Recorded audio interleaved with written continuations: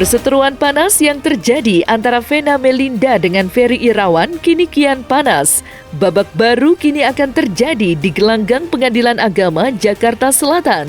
Bagaimana tidak, langkah mengejutkan ditempuh pihak Ferry Irawan melalui kuasa hukum keluarganya. Ferry Irawan secara resmi mengajukan gugatan cerai terlebih dulu kepada Vena Melinda di Pengadilan Agama Jakarta Selatan atau tepatnya pada 7 Februari 2023 lalu. Keputusan Ferry yang melayangkan gugatan cerai terlebih dulu mendapat tanggapan menohok dari kuasa hukum Vena Melinda, Hotman Paris Hutapea. Lantas, seperti apa tanggapan Hotman mengenai hal tersebut?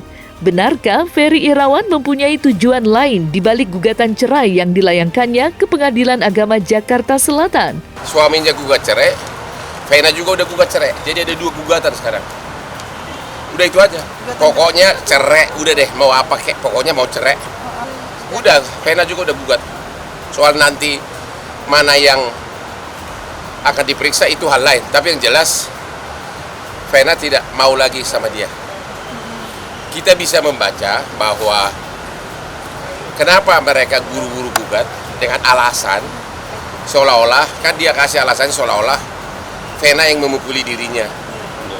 Itu mau dipakai nanti putusan itu untuk perkara pidana, gitu loh. Dikiranya kita nggak tahu, gitu loh. Dia kan mau mengatakan bahwa seolah-olah bukan KDRT, gitu loh, ngerti nggak? Ya. Mau dilarikan ke sana, makanya buru-buru gugat.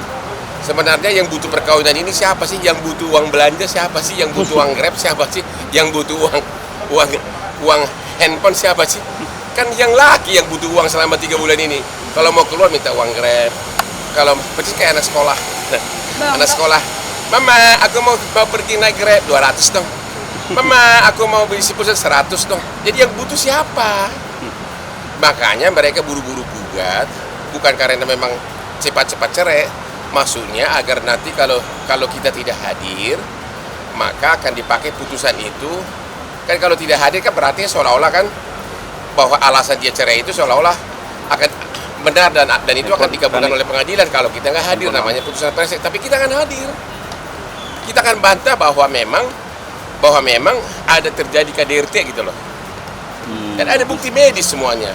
Mas Ferry Irawan yang bertugas untuk menjalankan atau melakukan upaya hukum menggugat cerai Mbak Vena Melinda di Pengadilan Agama Jakarta Selatan.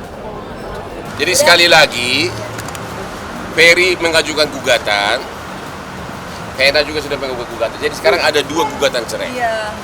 Iya. Pertanyaannya, kenapa Ferry yang semula minta maaf dengan mengatakan Abi minta maaf, ya? Ya kan dia minta maaf bolak-balik, tapi tiba-tiba gugatan cerai. Itu pasti ide ada pembisik gitu. Maksudnya dia, kalau dia gugat, dikiranya kita tidak hadir. Karena kalau dia gugat cerai, kita tidak hadir, maka pengadilan akan mengabulkan alasan cerainya. Alasan cerainya kan bahwa seolah-olah Vena itu memukuli diri sendiri. Itu akan dipakai untuk di perkara pidana di Surabaya. Tapi kan kita nggak bodoh, kita pasti hadir. Jadi nggak mungkin ada putusan tidak hadir. Kita akan hadir dengan membawa segepok bukti medis bahwa memang terjadi KDRT, gitu loh. Jadi soal mana nanti akhirnya diperiksa nggak masalah, yang penting cerai. Udah itu aja. Karena yang kedua, siapa sih yang butuh perkawinan ini? Kok dia bisa buru-buru gugat? Sampai detik ini nomor untuk perkara tersebut belum. Karena ada sih memang secara ekord, namun karena ada syarat-syarat yang belum dipenuhi oleh kuasa hukumnya, sehingga perkara tersebut belum bisa terdaftar. Jadi kan ada syarat-syaratnya. Kalau secara elektronik court itu surat kuasanya harus diupload, identitas kuasa hukumnya juga harus dilengkapi. Jadi karena kuasa hukumnya belum melengkapi persyaratan sebagai kuasa hukum, sehingga perkara tersebut belum didaftarkan di Panitiran Pengadilan Agama Jakarta Selatan, jadi belum ada nomornya. Orang yang bullying saya udah itu kecil gitu. Ada yang laporin saya polisi, mana satu pun nggak ada yang berhasil kan? Ya? Kecil. Nah, jadi teman-teman udah paham ya, masyarakat juga sudah paham ya. Makanya gunakan itu jasa advokat yang masih junior, masih muda, gesit, ya, nggak pakai ngomong mau masukin gugatan. Kita sudah masukin gugatan per hari ini, tanggal 7 kemarin ya.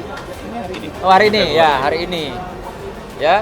Jadi sekarang kita sama-sama bisa menunggu ya, karena saya juga udah nggak sabar nih sama tim untuk membuktikan fakta-fakta yang ada, ya, membantah tuduhan-tuduhan yang keji, ya, seorang suami dibilang nggak ngasih nafkah, KDRT dan lain-lain. Nanti kita bisa buktikan pada saat persidangan kasus cerainya ini.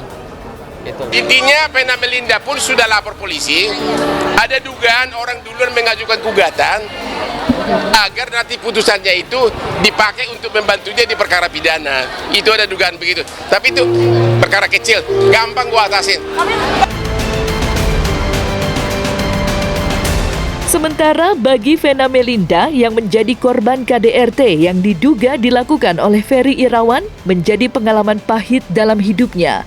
Dan beberapa waktu lalu, Vena ditemani anak, ibu, dan kerabatnya baru saja mengadakan syukuran dengan mengundang puluhan anak yatim di kediamannya. Vena mengaku bersyukur dapat lepas dari suaminya, Ferry, yang telah membuat dirinya trauma karena menjadi korban KDRT. Sesuatu yang tidak sama sekali ia sangka sebelumnya. Dengan bermunajat kepada Tuhan Yang Maha Kuasa serta menyantuni anak yatim, Vena berharap kasus yang sedang dijalaninya dapat berjalan lancar sebagaimana mestinya. Lantas, seperti apa kondisi terkini Vena Melinda? Ini menjadi suatu pembelajaran buat kita semua. Perempuan-perempuan Indonesia, kalau yang namanya KDRT sekali lagi bukan aib.